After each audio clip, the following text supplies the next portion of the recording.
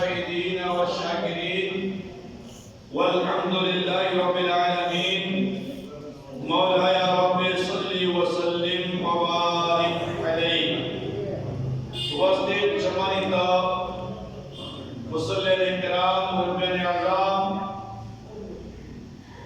মাইকের আওয়াজ যতটুকু যাচ্ছে পর্দার আড়ালে মুসলিম মুসলমান মা ও বোনেরা সম্মানিত ব্রাদার ইসলাম আসসালামু আলাইকুম ওয়া রাহমাতুল্লাহি ওয়া বারাকাতুহু। ওয়া আলাইকুম আসসালাম ওয়া রাহমাতুল্লাহি ওয়া বারাকাতুহু। মহান আল্লাহ পাক রব্বুল আলামিনের দরবারে অসংখ্য অগণিত লক্ষ কোটি দরুদ এবং লক্ষ কোটি শুকরিয়া এবং সিজদা আদায় করছি যে মহান রব্বুল আলামিন আকামুল হাকিমিন আমাদেরকে মর্তবা ওয়ালা সাইয়্যিদুল আইয়াম ইয়াউমুল জুমআহ এই জুমার দিনে জুমার নামাজ আদায় করার জন্য মসজিদে আসার বসার তৌফিক দান করেছেন। সেই মহান মুনিবের দরবারে উচ্চ আওয়াজে ইবাদত নিয়ে তাওলে একবার আলহামদুলিল্লাহ আলহামদুলিল্লাহ।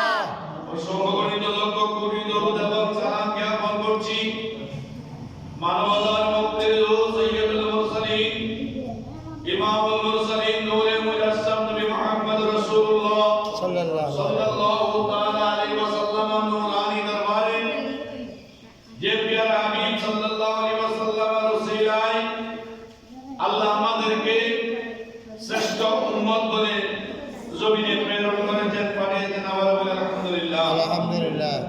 সম্মানিত হাজিরিন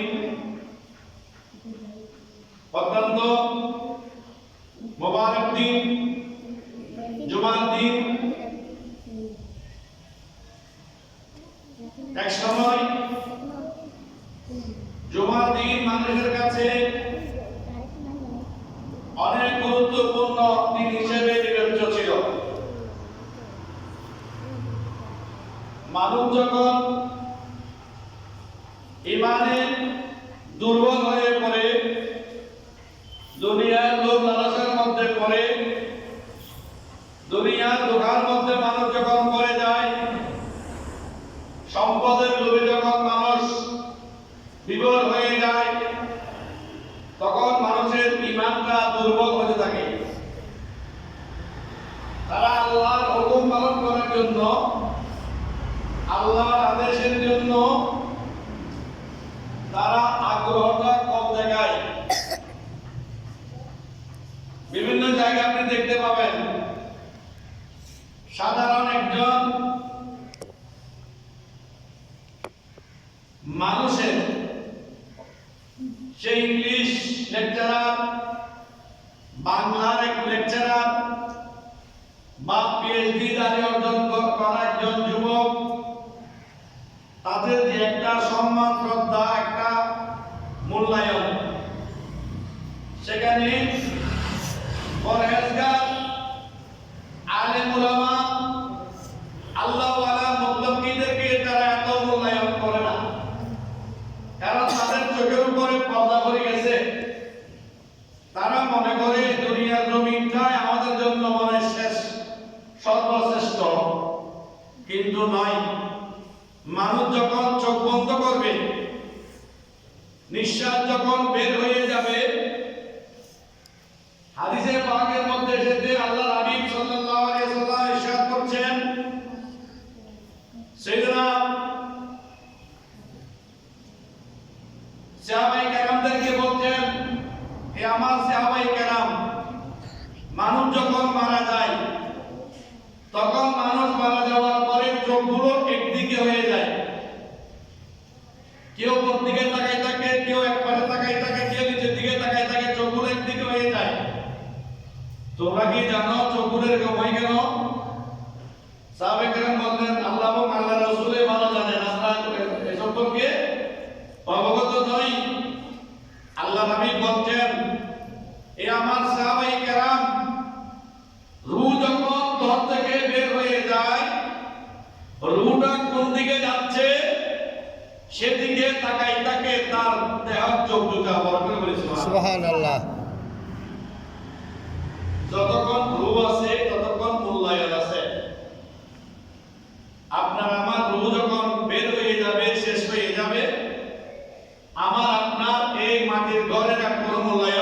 নাই। নাই। তবে হ্যাঁ, এই জমিন থেকে যারা আল্লাহ এবং আল্লাহ রাসূলকে খুশি করে যাইতে পেরেছে, তারাই হচ্ছেন যাত্রীর মধ্যে সর্বোত্তম যাত্রী। সুবহানাল্লাহ। তারাই হচ্ছেন কবর জগতের মধ্যে সর্বোত্তম কবরবাসী। তারাই হচ্ছেন কবর জগতের মধ্যে সর্বোত্তম একজন বাসিন্দা। বড় করে বলি সুবহানাল্লাহ। তো মানুষের ভিতরে যখন আল্লাহর ভয়ভীতি কমে যায়, মানুষ যখন দুনিয়ার মোহে মায়া মমতার মধ্যে পড়ে যায়, তখন মানুষের ভিতরে দিন ধর্মের জ্ঞান, দিন ধর্মের ভালোবাসাটা লোপ পাইতে থাকে।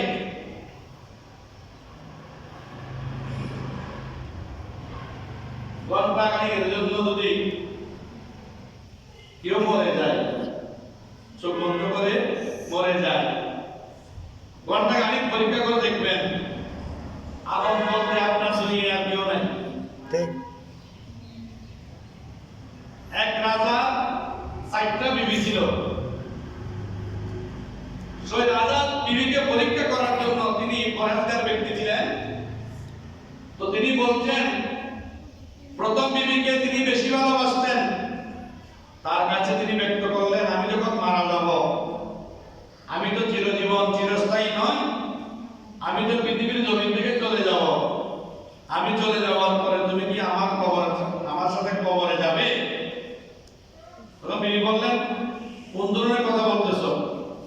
আমি তোমার দরে যতক্ষণ নিঃশ্বাস আছে ততক্ষণ তোমার সাথে রয়েছি।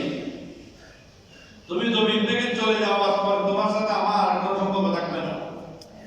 দ্বিতীয় বিবিকে ডাকলেন, সে একই প্রশ্নের উত্তর, আমি বরঞ্চ পথ থেকে বের হতে পারবো, তোমার সাথে কিছু দূর আগাইতে পারবো, তোমার সাথে কবরে যাওয়া আমার পক্ষে সম্ভব নয়।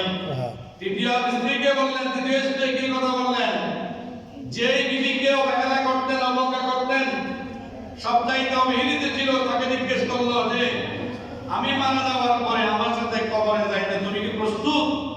তিনি বললেন, বাদশা, আমি আল্লাহকে ভয় করি, তোমাকে মহব্বত করি, তোমাকে নিঃস্বার্থভাবে ভালোবাসি।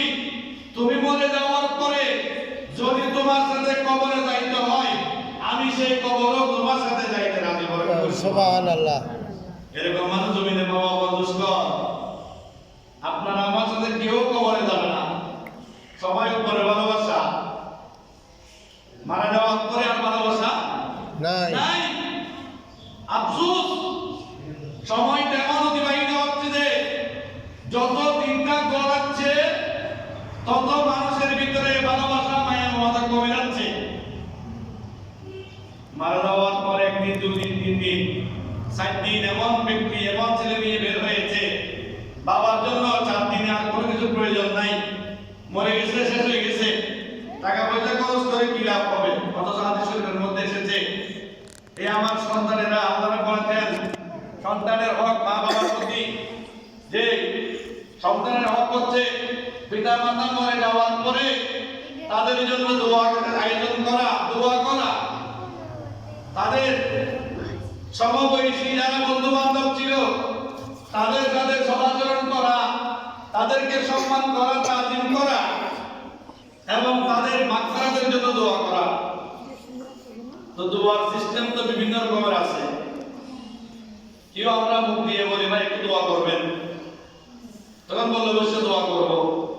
কেউ বলে একটু বাসায় আসেন, দুটা আমি আপনাকে মেহমানদারি করব, মেহমানদারি করার পরে বলে আমার মা বাবা তো দুনিয়াতে নাই, তাদের জন্য একটু দোয়া করুন। তখন সবাই সম্মিলিত হয়ে হাত তুলে দোয়া করে। মানুষ যখন একত্রিত হয়, 40 জন ব্যক্তি যখন একত্রিত হয়, সেখানে একজন আল্লাহর নেককার ব্যক্তিকে বড় করে বলি সুবহানাল্লাহ। আমরা যে আমিন আমিন বলি, আমিন আমিন আমিন আমিন, অনেকে বলে সবার আমিন আল্লাহর দরবারে পৌঁছবে না, সবার দোয়া আল্লাহর দরবারে পৌঁছবে না। যাদের শরীর হারাম দিয়ে গঠিত, যাদের খাবারে হারাম রয়েছে, যাদের খাবারের মধ্যে হারাম রয়েছে, যাদের জবানের মধ্যে গীবত রয়েছে, যাদের জবানের মধ্যে মিথ্যা রয়েছে, যাদের জবানের মধ্যে ঘুষের ব্যাপারে কথা রয়েছে, যাদের জবানের মধ্যে সুদের ব্যাপারে কি রয়েছে, পরামর্শ রয়েছে, এই সমস্ত ব্যক্তিদের দোয়া আল্লাহ দরবারে কবুল হবে না। কেন? তারা হালাল পথে নাই, হারামের পথে তাদের জীবন যাপন করতেছে। আল্লাহ হাবিব বলেছেন, উম্মত, তোমার যে জিহ্বাটা, তুমি যত ইবাদত করবা তত তোমার জন্য জান্নাতের পথসুগম হয়ে যাবে। বরকত বলে সুবহানাল্লাহ।